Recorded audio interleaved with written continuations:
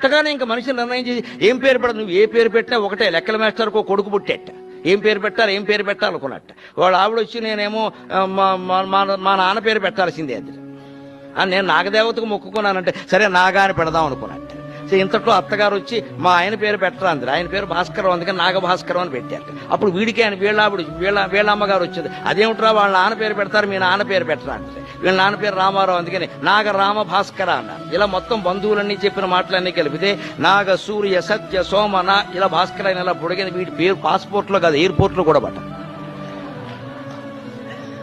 అందుకని లెక్కల మాస్టర్ ఒళ్ళు మండి ఈ ప్రతిపాదనలన్నీ విని బారసాలన్నాడు అన్నట్టు వీడికి ఏ పేరు పెట్టద్దు, ఎక్స్ అనుకుందాం తర్వాత కనుక్కుందాం. లెక్కల మాస్టర్కి ఏమైనా తెలియకపోతే ఎక్స్ అనుకోవడం అలవాటు, దాని విలువ కనుక్కుంటాడు.